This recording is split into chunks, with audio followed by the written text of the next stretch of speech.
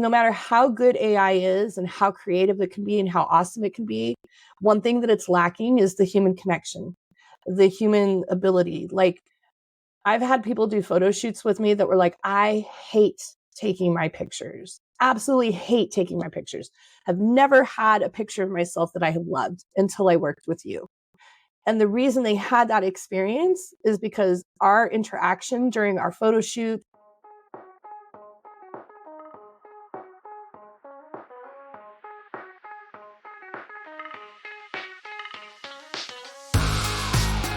Well, hey everyone.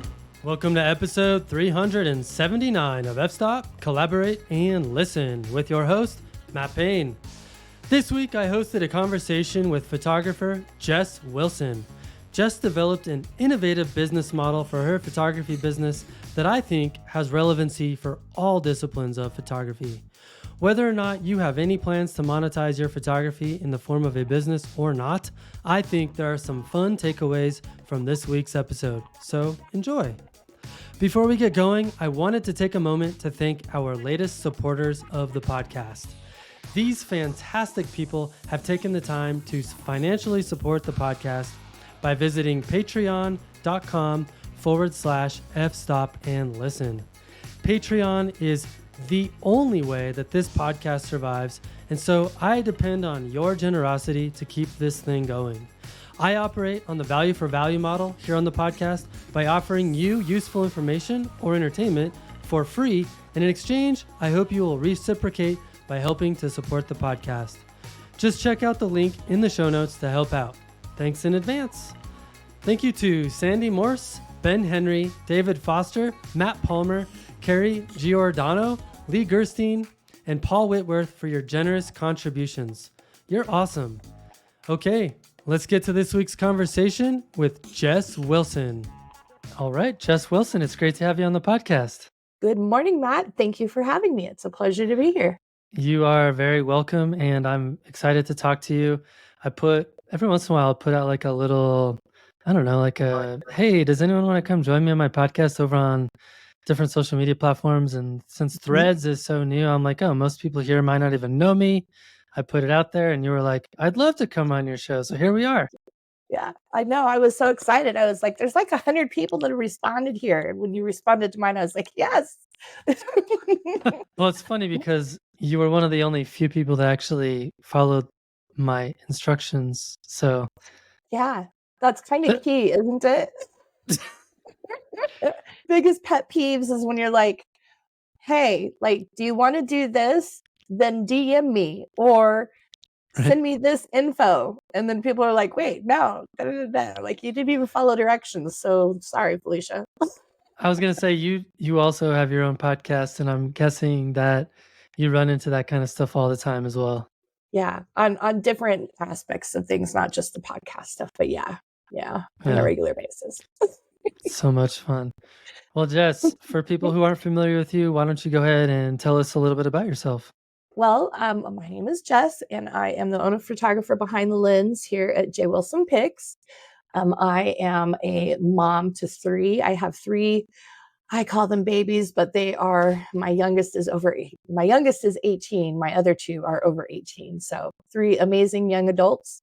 I have 3 beautiful grandbabies that range in age from 7 to almost 2. I am a fire wife. My husband works for the Forest Service as a wildland firefighter. And so my label for that phase or industry or however you want to call that position would be that I am a fire wife. I am a fur baby mama. I have a dog and a cat. Used to have 2. My oldest dog passed about 2.5 years ago from doggy cancer. I'm a plant hoarder. I love plants. I'll tell you more about my move later, but when we moved from Arizona to Utah, I had this big, giant, beautiful spider plant that I brought in the car with me, and we got out here, and I sadly, and not on purpose, but totally tortured her and killed her slowly to death because I didn't realize the water out here was hard water and she didn't like it. And so then I started over. I ordered some Amazon plants, and I started with 3 plants, and I have grown them and propagated them, and I am now at over 50 plants. Wow. What else? I've been doing my business for over 20 years, full time. I say full time with the regards that, like in Arizona, where we lived at, there was wintertime, like the seasons would change. And so sometimes during the slow season, I would take on like a part time side job kind of thing. But photography has always been my number one thing besides my family stuff. What else? Like I said, we're in Utah. We moved here from Arizona. I know I don't look it, but I am 48. I think a lot of people, I say that jokingly because a lot of people are like, you don't look old enough to have kids and grandkids.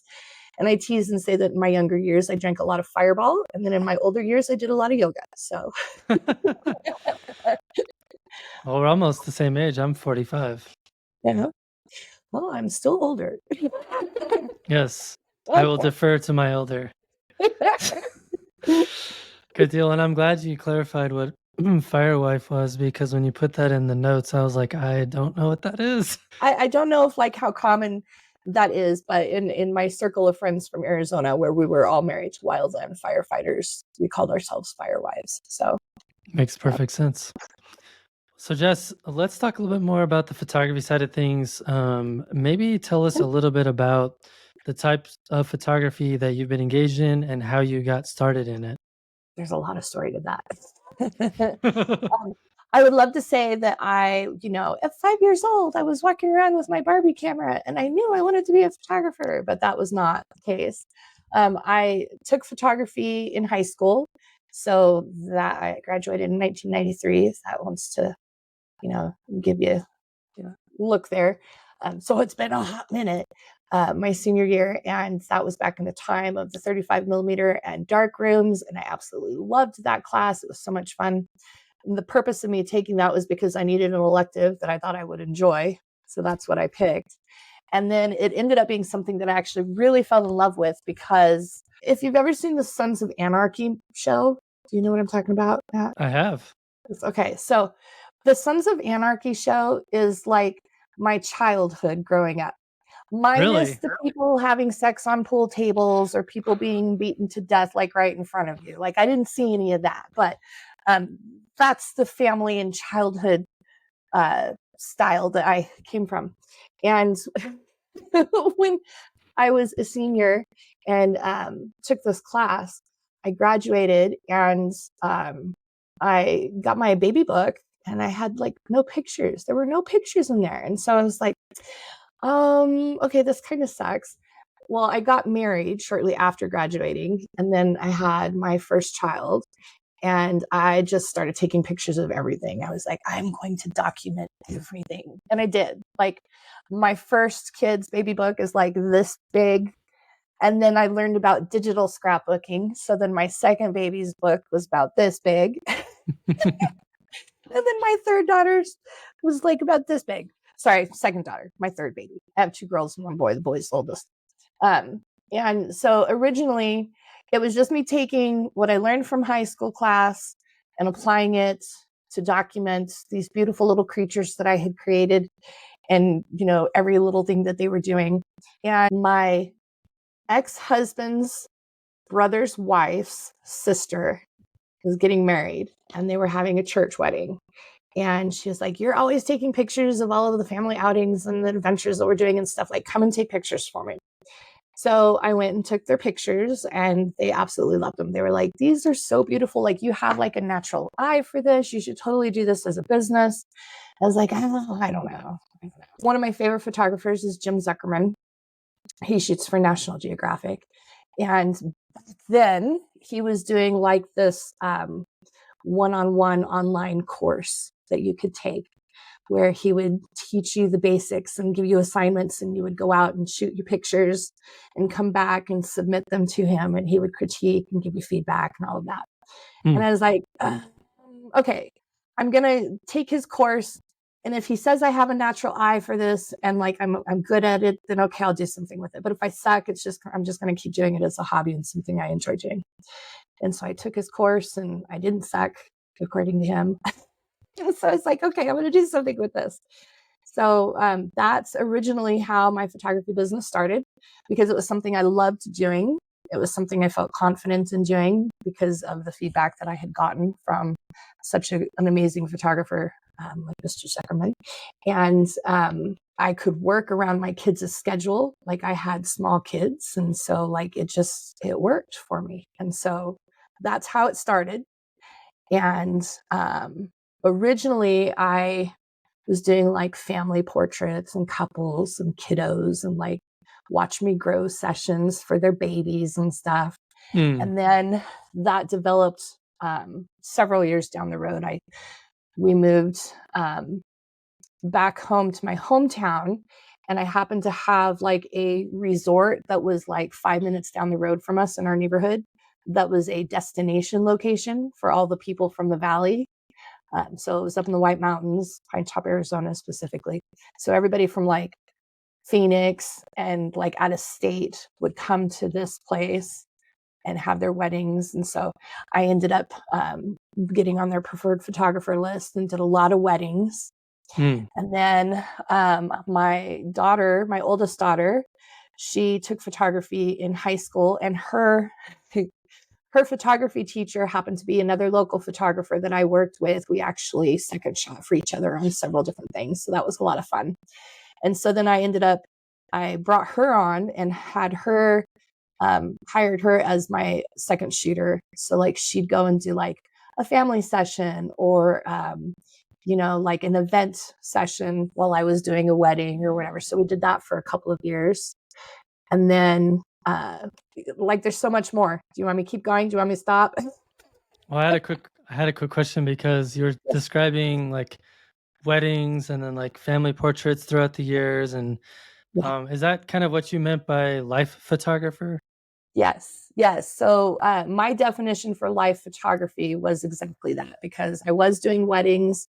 I had a couple of couples that like I did their senior pictures, and then they graduated, and then I did their engagement pictures, and then I shot their wedding, and then they had babies, and I got to go in and do their birth sessions. And then I was doing like their milestone photo shoots for their kids. And then I had like some of them that were small business owners in town. And mind you, remember, this is me coming from a small town kind of thing. So everybody knows everybody. So I had a couple of them that were like local business owners. So I would go in and do like their product pictures for their social media. A couple of them, I helped them run their social media. I did a lot of event photography for our local ski resort, branding photos, headshot photos, like all of that. So I just called it life photography because it covered their business and their family stuff versus just giving myself a label of like one. Yeah. So that was in the mid 2000s through the mid 2010s, I'm guessing. Yeah, I guess about in that time frame. Yeah, Right. So because we did and that for a while. there's been a lot of changes since then. Yes, yes, there has. So I'm like, oh, don't make me think of exact dates, because Well, I was just going off, you said 20 years, so I'm like doing the yeah, math. I'm like, like 2004. yeah, about in there. So yeah, so I did that, and then we moved here from Arizona to Utah, and I never had really thought about marketing outside of the state of Arizona, because like I just didn't need to. Like I was busy enough, my calendar was full enough where I was comfortable with it. And I sometimes people look at me weird because I'm like, I don't want to make six figures. Like I don't need to make six figures. I just need like to be able to live comfortably, work my own schedule, be available for my family, serve my clients in my community, take care of the bills, like, we're good to go. So I had that with my business in Arizona. So I never thought about doing anything anywhere else. So when we moved to Utah, I knew ahead of time that we were going to be moving. So I reached out and made some connections with a couple of other photographers out here. So I would at least have like an online photographer friend presence for when we moved out here. And then we moved out here, and I had to try to rebuild my business from the ground up. And there were some struggles there that I ended up taking time off. I came back refocused, and then COVID happened, and then I got a diagnosis for an illness. And I'm being very generic here because I know you have other questions, so I want to lead into these questions for you. I was gonna say you're teeing me up. Yep, hit it out of the park. All right, well let's go back to the transition from Arizona to Utah. So Okay. you mentioned that, and it sounds like you kind of had everything well established in Arizona and you didn't really even have to think about marketing. It's Yeah, basically people knew who you were yeah, providing a service, and there probably wasn't a ton of competition because it was a smaller community, and then you moved. So yeah. what steps did you have to take to rebuild your business, and how much stress did that put on you? Gotcha. Good question. Just to back that up a little bit. So I was from a small town, but just like any other small town, the photography industry was live and well. Um, it's kind of an ongoing kind of joke that, like, every year for Christmas, someone gets a new camera out there and they are now going to be a new professional photographer and start a photography business. And I'm here for it because we all have to start somewhere. So in our town, we had a lot of photographer options. However, I was able to stay busy because I was well known, word of mouth. I had a lot of really good connections. And then, they would tell like, I was shooting pictures for people I went to school with and their family members and then their kids, and for people that would come up out of the valley and things like that. So word of mouth was how I did my marketing, and it worked just fine. But I was not the only photographer in town. Yeah, no, There that were a makes lot sense. I of mean, others. I was gonna say, back in 2012, I bought all this equipment. I was like, oh, I have to pay for this somehow. So a friend of mine was in charge of the yearbook at a local high school, Yeah. and she let me put a small ad in the yearbook, and Nice. cost me like $50 or something. And that next year, I had way more business than I needed to do senior portraits, and I paid off all of my photography gear. So it doesn't Yeah. take much sometimes. Yeah, yeah, very true. Well, and there, like I said, I was doing everything was word of mouth, but I was using Facebook. I had an Instagram account. I've had an Instagram account since like it first came out, but I wasn't doing anything with it for my business. My Instagram literally up until like 3 years ago was for my viewing pleasure only. Because that's what Instagram was. So I didn't have to work a whole lot on the marketing because between Facebook and word of mouth, like, I was good. When we moved out here to Utah, we moved out here for my husband's job, and we didn't know anybody. It was literally just our family came out here all together. And I had those couple of connections with some other local photographers from out here, but it wasn't like we knew each other in person in real life and we were hanging out every weekend or anything like that. So when we moved out here, um, I was still relying on my social media. So like my email marketing and my Facebook stuff. I joined some local networking groups so that I could go and meet other business owners every week at the networking groups and try and grow that way. And what I discovered is that I had moved to a bigger town that had even more photographers.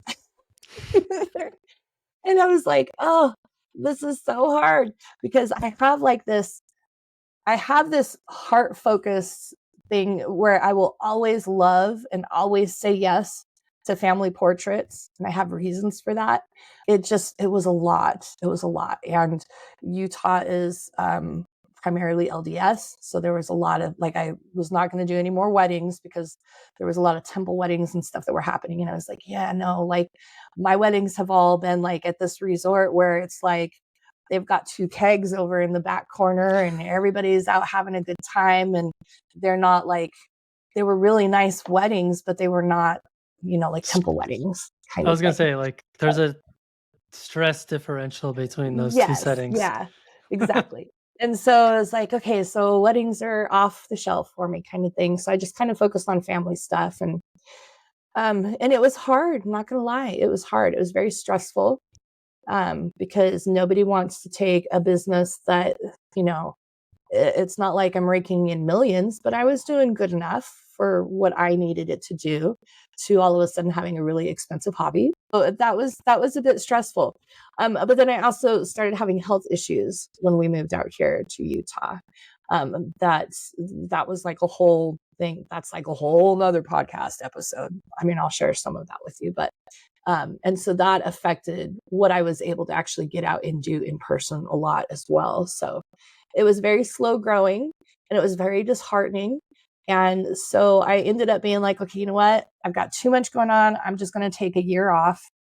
So I took a year off. I still had all my social media going and I was repurposing content because I had years worth of pictures and stuff I could use. So I was still repurposing content. I still had a social media thing, but I wasn't actively trying to book anything. I wasn't actively marketing anything. I was just maintaining like a very generic presence. And I took a year off and I worked on personal projects. I played with, different techniques that I was learning about and seeing that other photographers were doing online.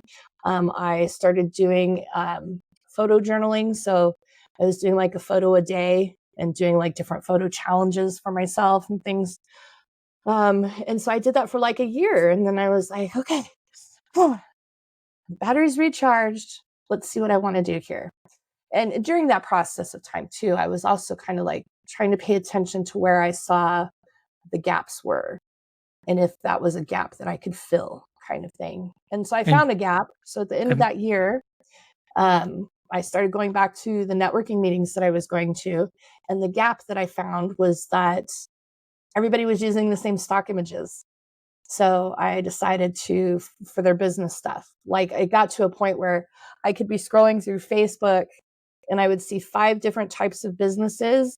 And I could tell, now this might be just like a photographer thing, right? Because we sometimes notice details that other people don't notice. But I could tell, I'm like, I know exactly what stock image that was that they took and adjusted in Canva or made little, brand adjustments to, because I've just seen it for 5 other businesses, all different industries. And so I decided when I came back after that year's break to focus on branding photography for small businesses. And so that's what I went with.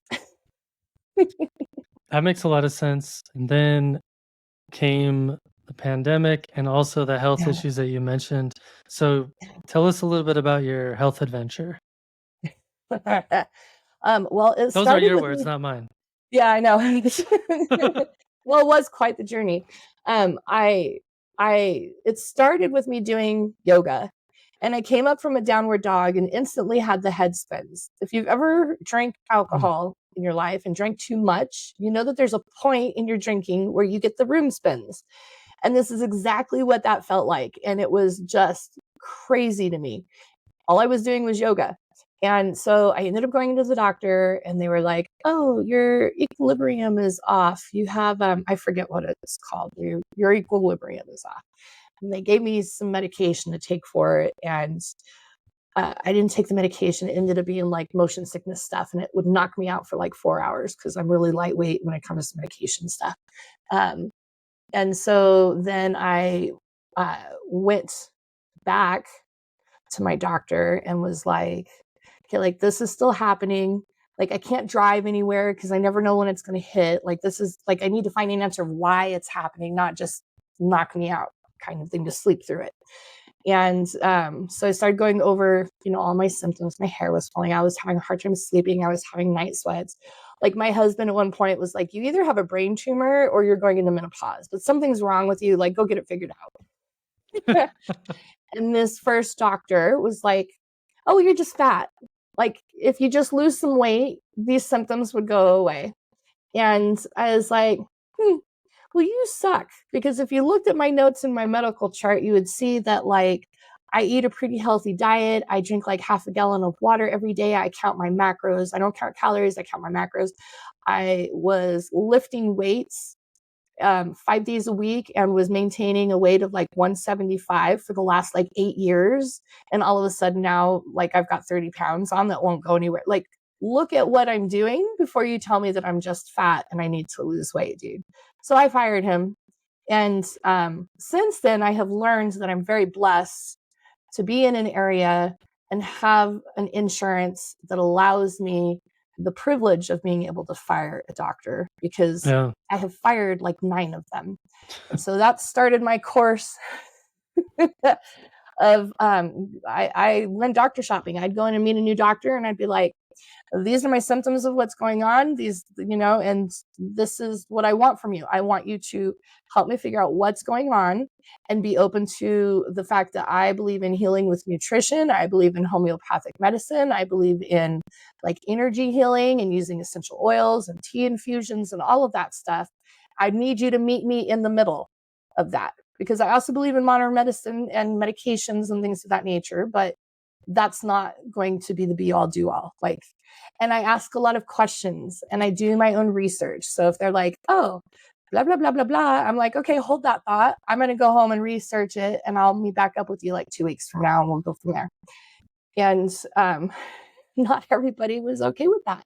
So I went through a lot of doctors until I finally found a doctor, and he was like, oh, you have a growth on your throat there. And I was like, what are you talking about? Like, I'm just fat. Like, I've gained 30 pounds and it won't go away. Like, it's just, that's where it's at. And he's like, no, that's actually like a growth. It's called a goiter.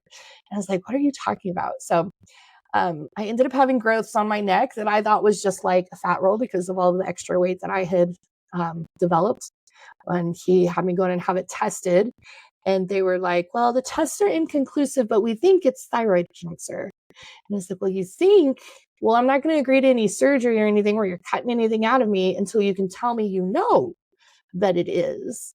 And they're like, oh, we don't really have a test that like can show that. And I was like, okay, well, I'll get back to you. So then I spent the next, I want to say it was probably a good 2.5, maybe almost 3 years-ish, somewhere in there. I completely overhauled my lifestyle, changed how I was eating. I went through several elimination diets, which is where you cut out like one particular ingredient, if you would, to see how your body reacts to that, because I had a lot of inflammation going. So like I've done oil-free and soy-free and meat-free and gluten-free and sugar-free. And you know how hard it is to do gluten-free and oil-free, because the gluten-free bread still has oil in it. I was like, oh, this is so hard. But so I did those different things to try to figure out what would work for my body. Anyhow, in the process of doing that, I had 2 goiters, and one of them on one side, I had gotten to where it shrank down to the end of the tip of a ballpoint pen. But the one on the other side got bigger. And I had told my family and the doctor that if it got bigger and it was at the point where they were concerned about it affecting me being able to like eat and drink and talk and stuff, that I would agree to go in for the surgery. And so I had to go in and do the surgery because that was the deal I made. And I just had them take the whole thing out because I didn't want to be back in the same boat 5 years from now. So they took my whole thyroid and like 15 lymph nodes that were around in the area. And I indeed did have thyroid cancer on both sides in both goiters that were there.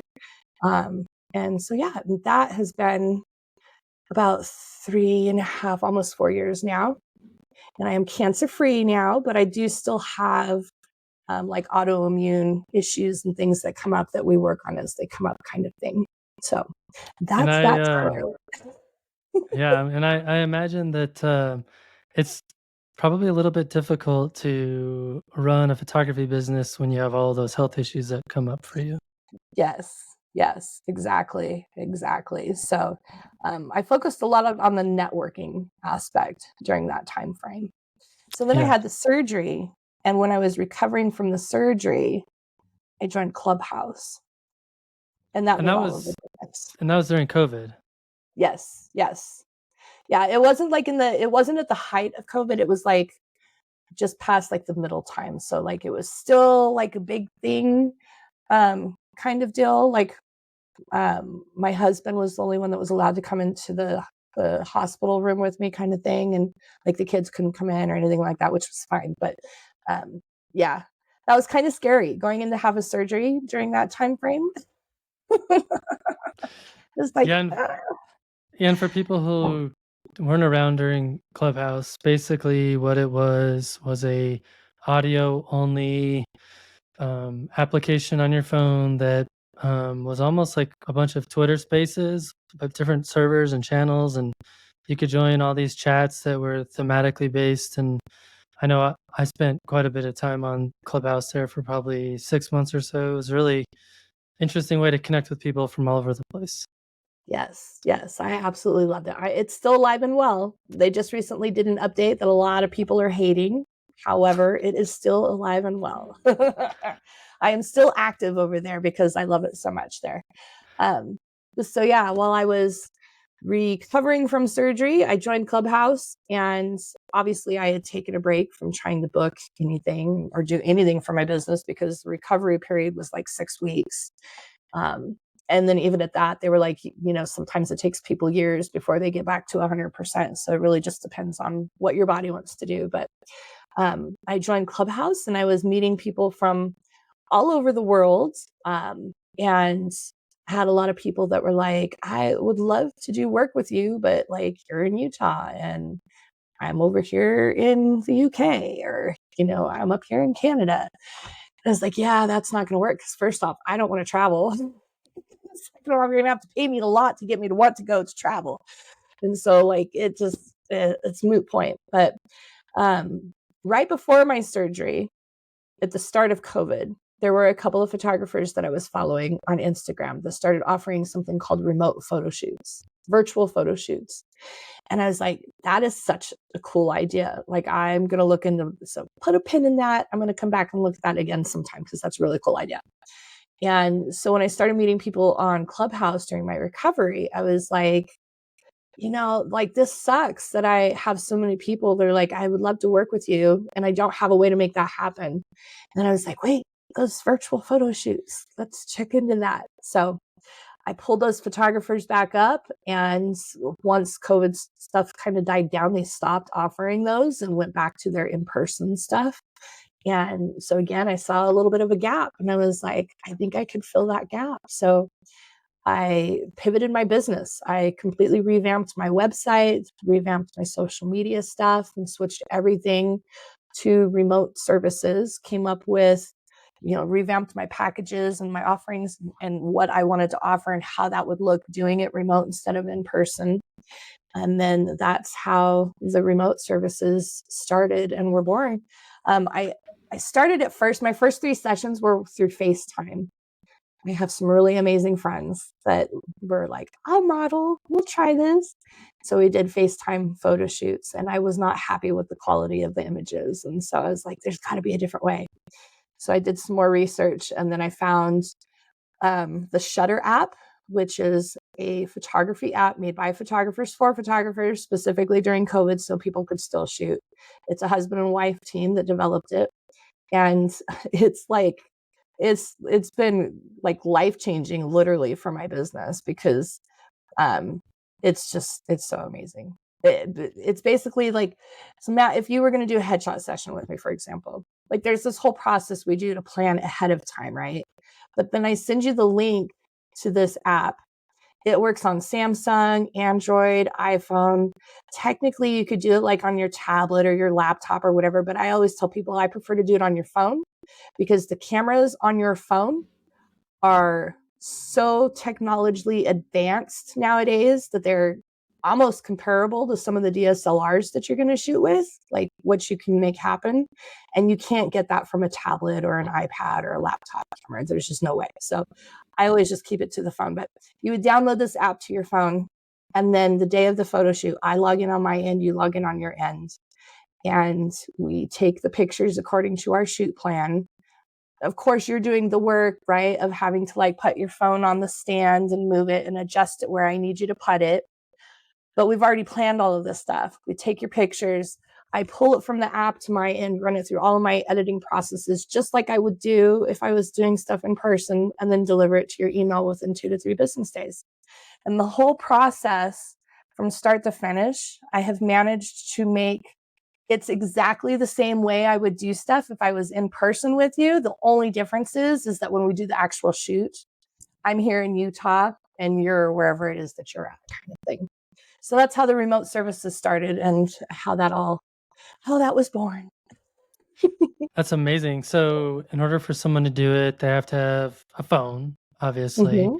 Yes. and maybe some kind of inexpensive tripod. So yeah, like a tripod, like a little tiny guy like this maybe, or See, some kind of stand.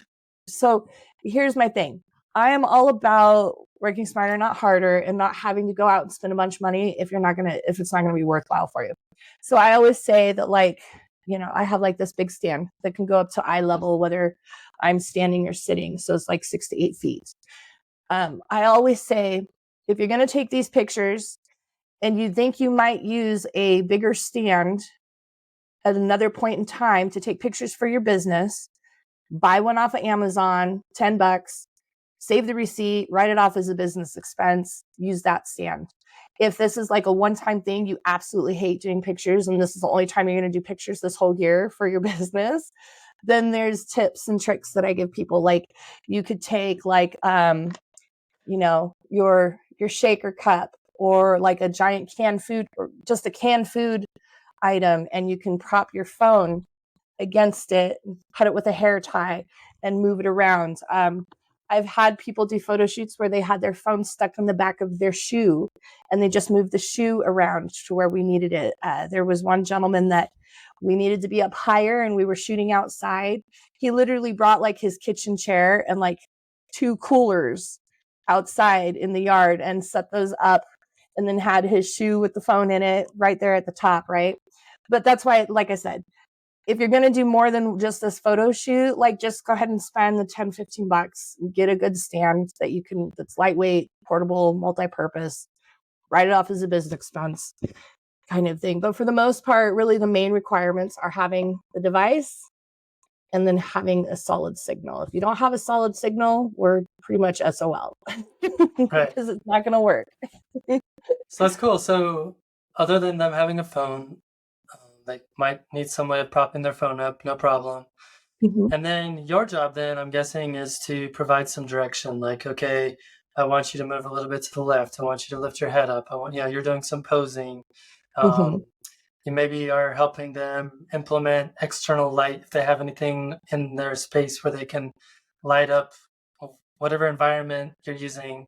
So you're still doing photography stuff. You're just not physically operating the camera.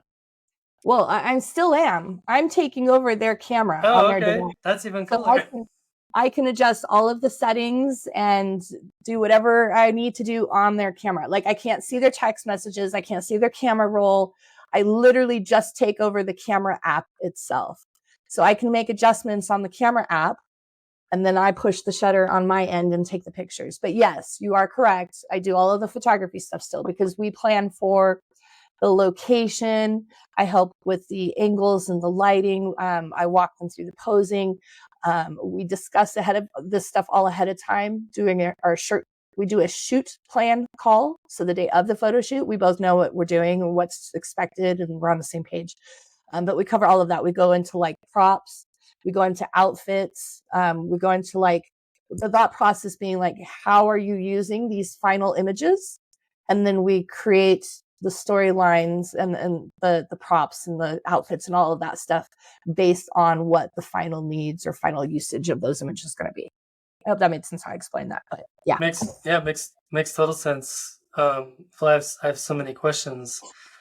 So first of One at a all, time, Matt, one at a time. yeah. So first of all, what's really cool is that on your side of things, thinking from a business perspective, you've eliminated a lot of your costs, right? Like, you don't Yeah. have to have a camera, you don't have to buy new lenses, Yeah. you don't have to own a really fancy tripod, you don't have to put fuel in your car to drive to the location. All you need is a website, maybe a little bit of marketing. Let's talk a little bit about kind of the pricing differences between a remote photo shoot and what you would, like, in a traditional sense, offer.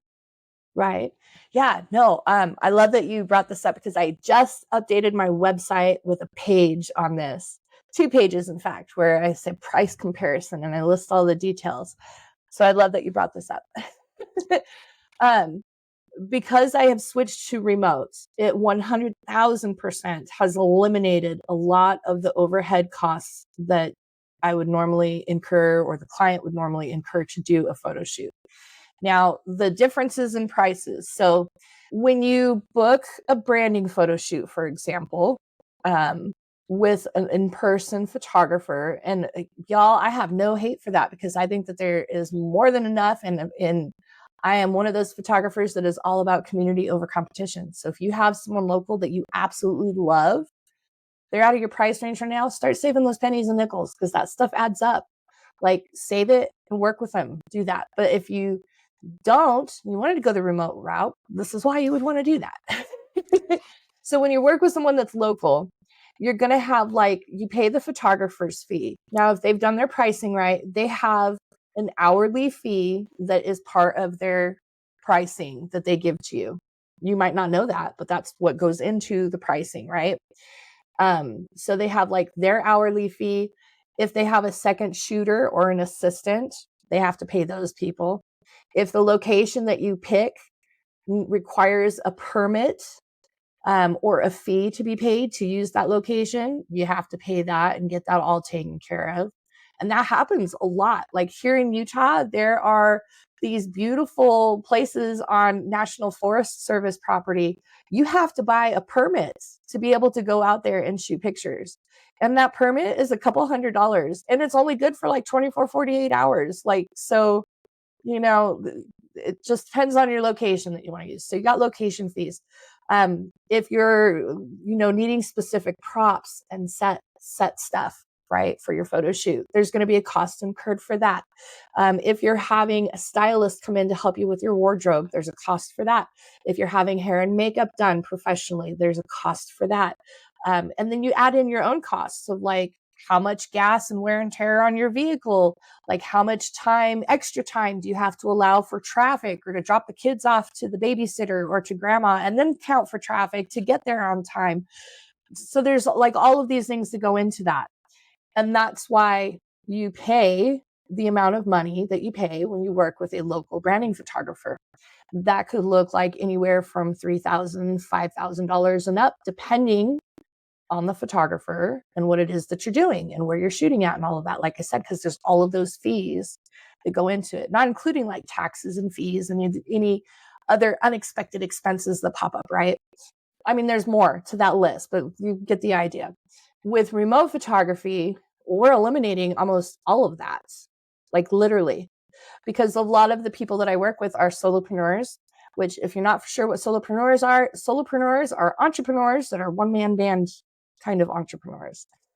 It's basically you and me. Clubhouse asked me that the other day. So I was going to say, that's basically what you and I are. Yes, exactly. So he was like, what's the difference between solopreneurs and entrepreneurs? And I was like, well, solopreneurs are still entrepreneurs. They just don't have a team. They're one person that runs their business and wears all the hat. I do my own advertising, my own marketing, my own content creation, my own social media management. I take all of the pictures. I do all of the editing. I do all of the customer retention and, follow-up stuff. And that's what a solopreneur is, just a one-person entrepreneur team. Exactly. But anyhow, most of them so far have wanted to do pictures at their office or at their home, in their home office, or at the lobby of their building because it's just beautiful down there, or at the local cafe, or at the park that's across the street from their neighborhood because they like to go over there and work on stuff for their business or whatever. Any space where they feel comfortable and they're already existing in. So they don't have travel fees, right? For the most part.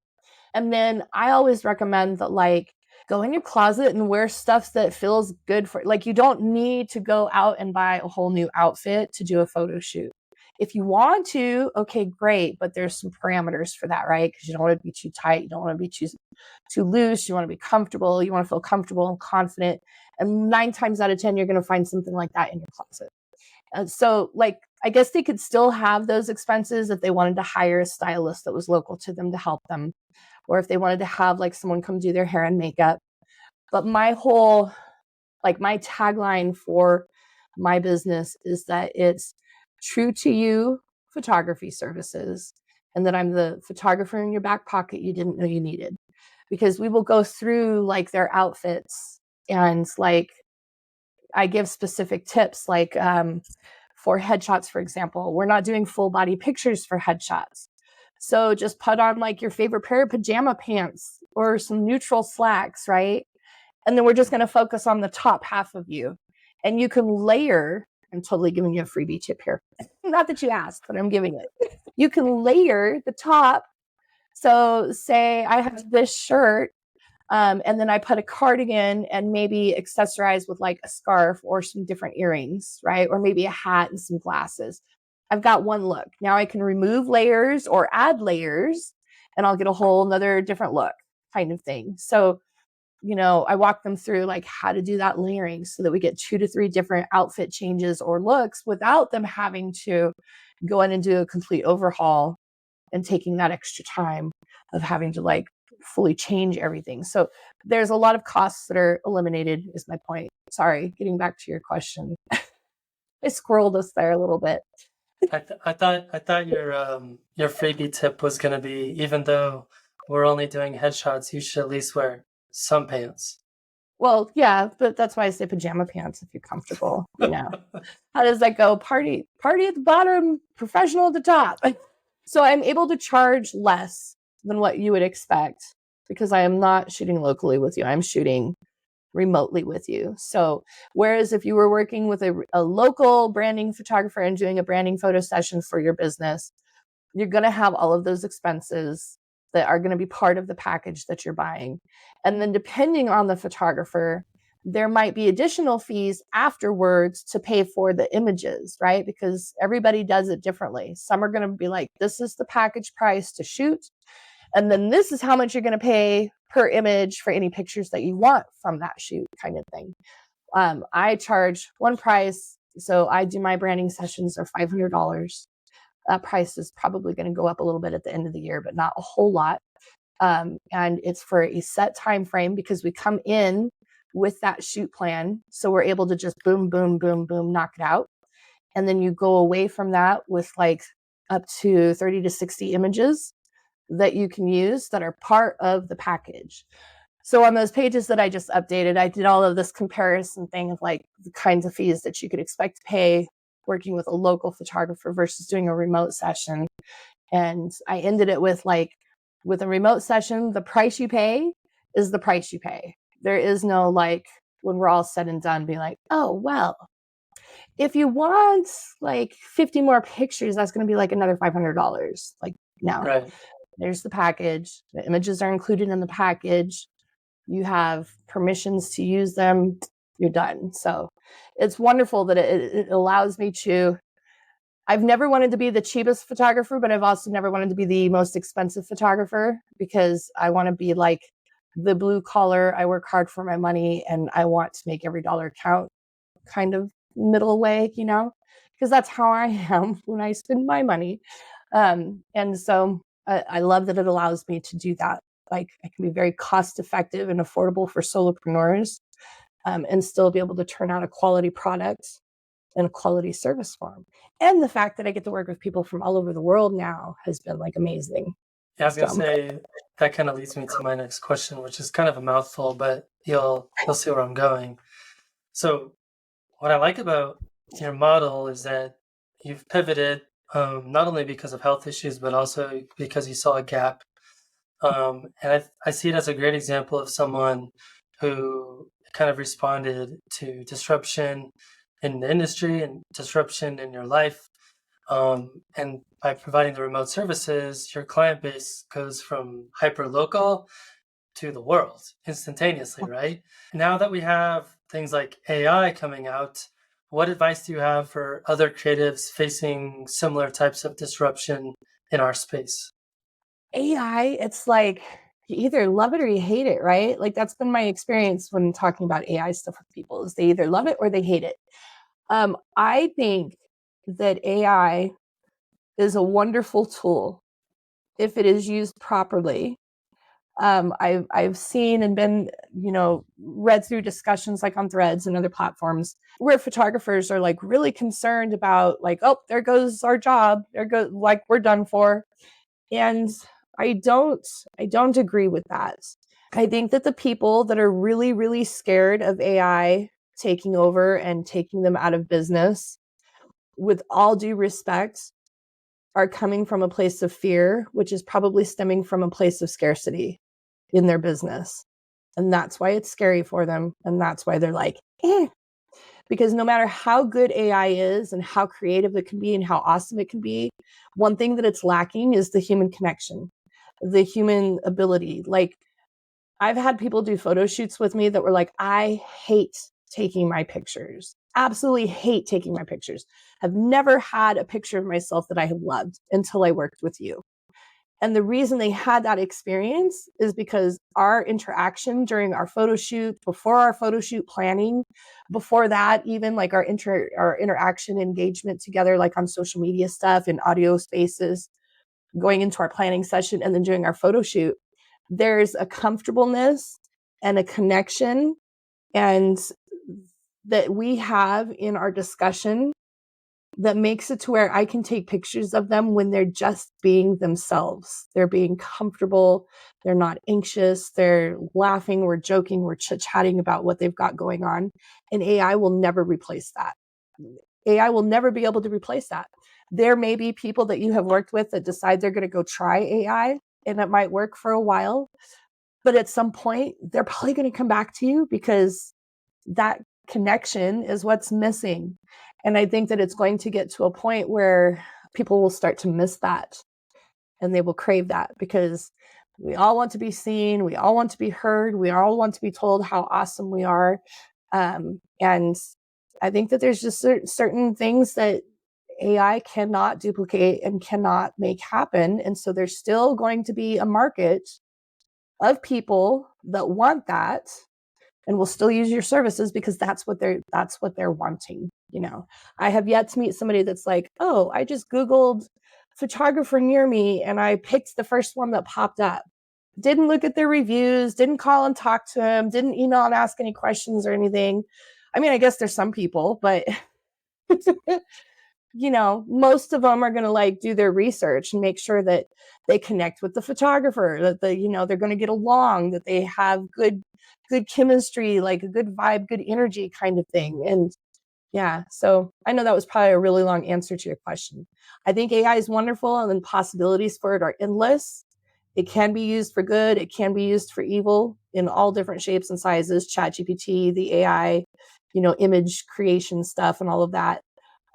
But I think that there's an aspect that photographers bring to the table when working with people one-on-one that AI will never be able to replace. You just have to hang in there, do some mindset shifting and working so that you're not coming from a place of scarcity and be confident in what it is that you bring to the table and then just keep pushing forward with it. Long answer, sorry. I told you I like to talk. Yeah, no, that was perfect. So it's interesting, right? Because in landscape and nature photography, people are really freaked out about AI because what's happening a lot is people are taking existing photographs. Like someone could take this photograph behind me, like off my website. They could run it through an AI system that would basically replicate it. It would make enough changes to it to where it was not identical to that image, but it would look pretty real.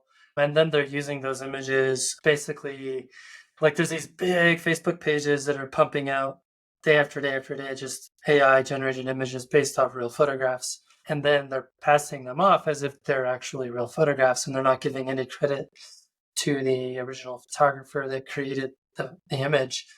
And then on top of that, I've seen a lot of businesses shifting towards using AI to generate stock imagery that instead of hiring someone or using a stock site, they will just run something through AI. It'll spit out something for free that costs them nothing, and then they're able to use it. So yeah, there's lots of things that are being disrupted right now because of AI.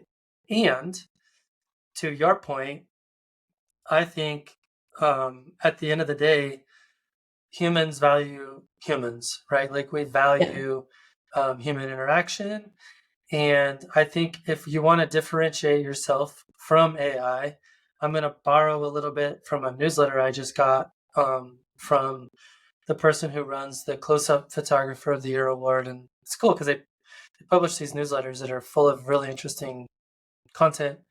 The one that just came out a couple of days ago was all about AI, and I just wanted to read real quick about it. There's there's sure to be greater regulations soon, but in the meantime, there are plenty of ways that we can support ourselves and our art in the face of AI, and most of them involve stepping forward and celebrating our humanness. One idea is to share our backstory.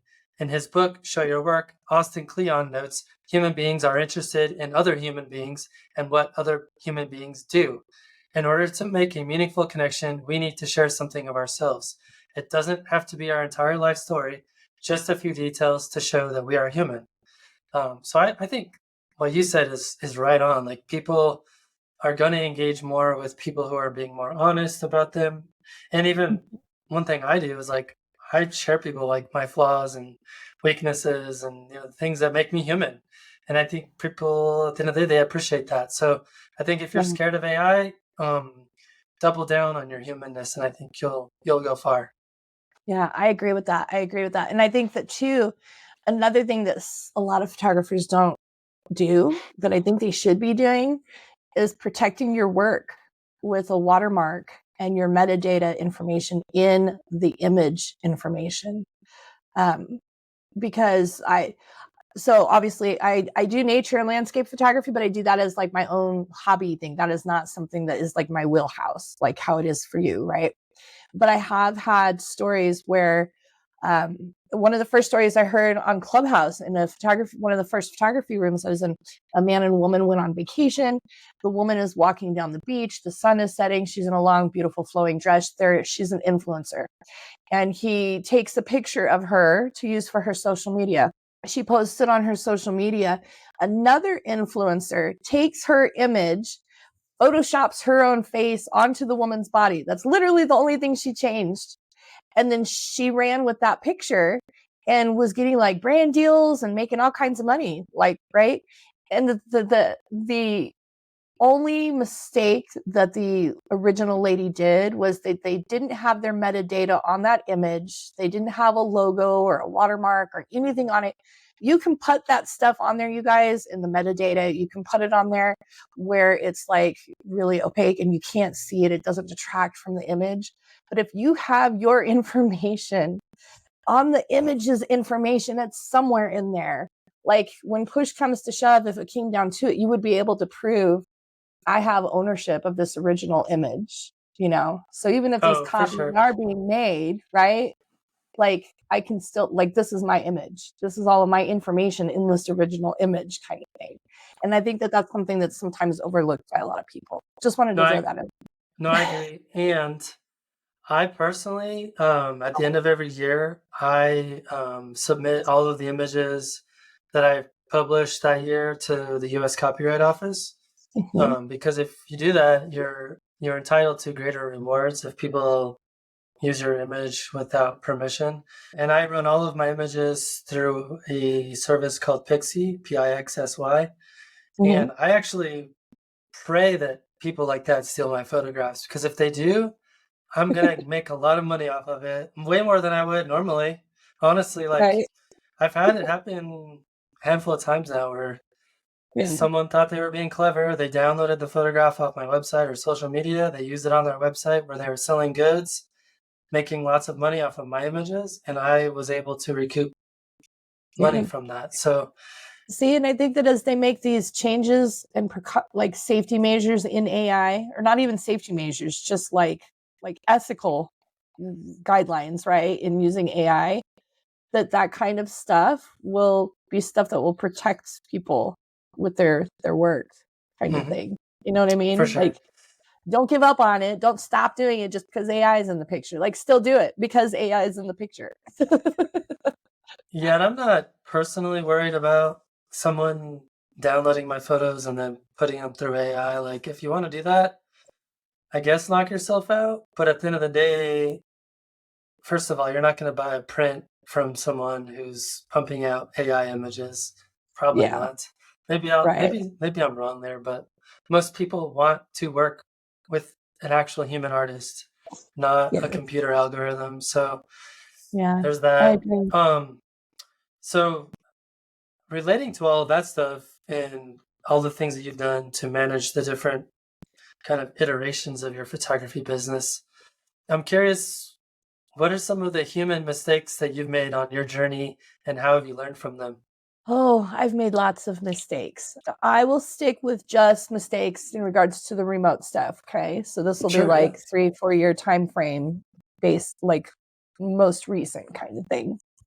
Um, and I would say I had one session that I did where I got too cocky. I got too cocky in the aspect of I work with natural light.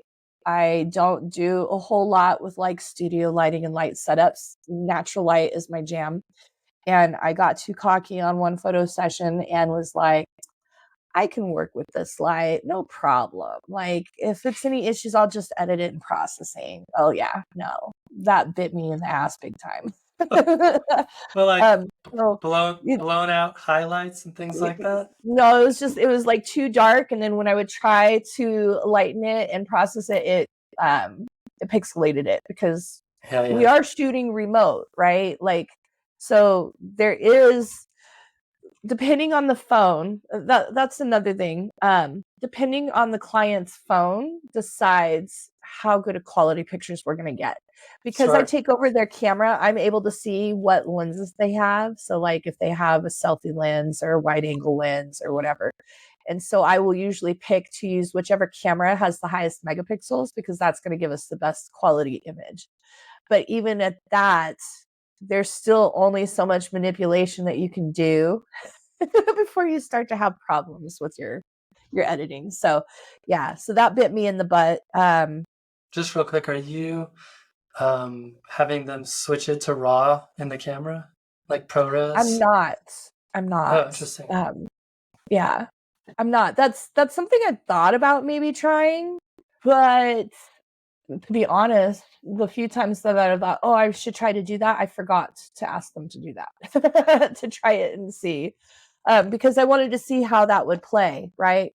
Shooting it in RAW, if their phone had that capability, and then being able to pull it through and edit it. Because typically, I always go with I like even on my DSLR, I always shoot in JPEG just because RAWs take up so much space, but technically doing it this way, like it wouldn't matter even then because it's not taking up space on the client's camera roll. It's coming through to my end. So it's taking up space on my end until I do the editing stuff. That is something I've thought about, but I have not done that yet. No. I was gonna Um, say that could help overcome some of those lighting limitations. yeah. Well, I only had that happen one time. I never made that mistake You're like, again. let's move to a different room. Yeah, I was like, from now on, like I would rather it be a little too bright than be like, oh, I can lighten that processing. Right. We'll go the That opposite direction with that.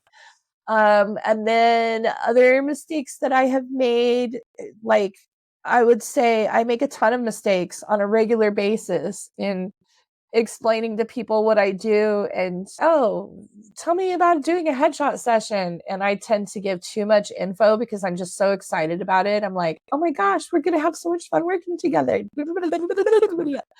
Kind of thing. So having to figure out like how to balance that. I also like to underpromise and overdeliver. And there have been a couple of times when I have overdelivered and then it just ended up being like the hugest pain in the ass. I hope that's okay to say on here. And what I mean by that is where like you overdeliver and then the client, this is before my remote session. So I will just clarify that where like maybe like here's a fully edited album of 30 images and then they come back and they're like, oh, can I get those all in black and white? So then you do another album. Here's 30 images in black and white. Oh, can you try this other edit that I saw that I really liked? Like I want the old Western look, that kind of stuff. Yeah. So Yep. I don't do that stuff anymore because I'm all about giving and serving and I want the customer to always be happy. But I'm like, okay, we're going to discuss this stuff at the beginning. And then that way, you know what you're getting at the end. And then at the end, you'll get like the option to be like, if you want any in black and white, send me the 5 that you would like for me to put in black and white, and I'll do those for you, kind of thing. Being very specific with my guidelines on it. So yeah, that leads me to another follow-up question. Do you do any contracts or agreements with your customers that kind of outlines, like when I did more in-person, human photography, I would kind of line out some of that stuff, like the photos that I give you are the ones I'm going to give you. Like those are my editing choices. And if you want any other edits, that's going to cost you money. Like, do you do any like actual written agreements? yes, I do, Matt. When we do, like I said before, we do like a shoot call, a planning shoot call beforehand. And part of that whole process is, so when people book on my calendar, they automatically get a model release agreement of services, which just outlines that, like, based on the package that they have picked, we're going to, like, I'm the photographer, you're the client, we're doing this package, you get this many images, this is when we're shooting, this is when to expect delivery by, blah, blah, blah. So they automatically get that. And then they get a questionnaire depending on what kind of session it is that we're doing. Tell me about your business. Where are you going to use these images? Are we shooting them for a specific purpose? Like, what kind of locations are you thinking about? What kind of props are you thinking about? All of that stuff. So, and then I get in touch with them after I get that questionnaire back. And we go through it and we're like, okay, so these are the locations we're going to use. Tell me about what outfits you're thinking. Like, you can send me pictures or a little video or whatever to show me, and I'll give you my feedback on it. And like, we plan all of that stuff. So then the day of the photo shoot, we're good to go. But yes, so there's a questionnaire, there's a model release that gets signed. I include a set amount of pictures with each package. So like I said, they pay that one price, they get everything in there. And those, while I retain the copyright of those images, which means that I get to use them in my portfolio on my social media and stuff, I do give the clients commercial usage, like lifetime permissions. I always tease and say, these are your images, use them however you want. If you want to crop it and put a call to action on it or whatever, okay, great, that's fine. Because they're your images. Just don't do anything illegal with them. I've had a couple of people come back and be like, what do you do illegally with pictures? And I'm like, I don't know. I haven't found out yet, but please don't like test that. But I do that because they're using them for their business, right? Now, some photographers are going to be like, I don't want them cropping them. I don't want them putting a filter over them or a call to action on them or anything like that, because if they turn this piece of work that I've created for them into a piece of work, that's now, like, out for the world to see. But here's the thing, like, I don't have my information is in the metadata of the image itself, but it doesn't have a logo or a watermark on it because they're using it for their business. And like, if they want to tag me, they can tag me. I don't make it a requirement.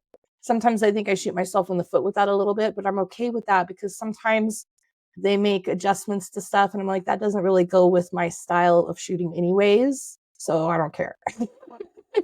Yeah. So, but yes, again, I keep giving you long answers to your very short questions. Yes, there's a model, a release, an agreement of services that is signed beforehand. Oh, that's good, because I find a lot of people don't do that, and then they go online, social media, and they complain about how they didn't get payment, or like someone's asking me for all this extra stuff. I'm like, well, did you line all that out in your agreement or not? They're like, what's an agreement? Yeah.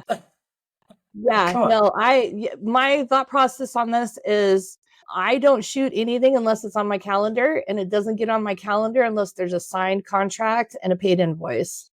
Yep. So if Boom. that doesn't happen and you still want to shoot with me, then I'll resend you the info and we'll try for a later date. There, I'm running a business over here, y'all. Yeah. Like, well, I don't have the time. You know what I mean? Like, Right. Yeah. Time is money. That's one of those things, one of those mistakes that I learned along the way and that I have stuck to. And as long as I stick to it, I've not had a problem with it since. So Love it. yeah. So Jess, how where can people go to learn more about the services that you offer? Well, we'll make it a one-stop shop for you. I am on all of the social media platforms. It's under J Wilson Pix, Pix. One-stop shop for you is going to be my website, which is www.jwilsonpix.com, and that's JWILSONPIX.com.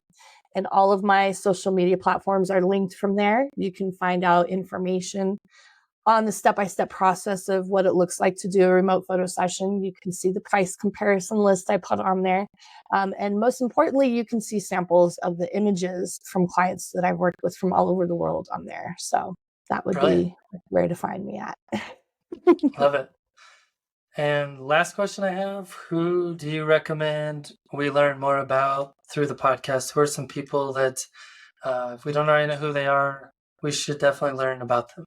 I would love to have you guys connect. I would love to have you connect and do a podcast interview with my inner circle people. And that would be Tiggs, who is AKA the Wiser Tiger in the digital jungle. He is master of all things like video and Canva education. Miss Nina and Ellie. Ellie is Nina's pooch. She is a cockadoodle. I forget what kind of dog she is, but it's Nina and her dog Ellie, and they do a lot of. She's a pet influencer, and they do a lot of brand work in the pets industry. My friend Elizabeth, the GIF maker, the Giphy master, she is amazing at what she does. She makes custom GIFs.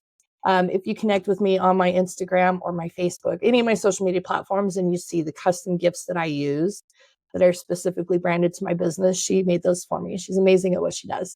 And her work has been viewed over 1 million times on Giphy.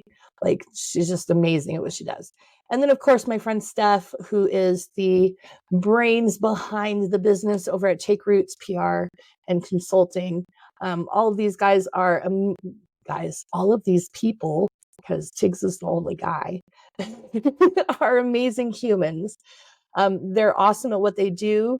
They each have their own wheelhouse. They all have hearts of service for their communities and helping people. And yeah, they're just amazing humans. And I think that you would really get a kick and a benefit out of being able to meet with them and rub elbows with them, even if it's just for a short time. Brilliant. Well, Jess, this has been so much fun. I really appreciate you taking the time out of your busy schedule to tell us about your story and your awesome business model. Thank you so much. Of course. Thank you for having me, Matt. Absolutely.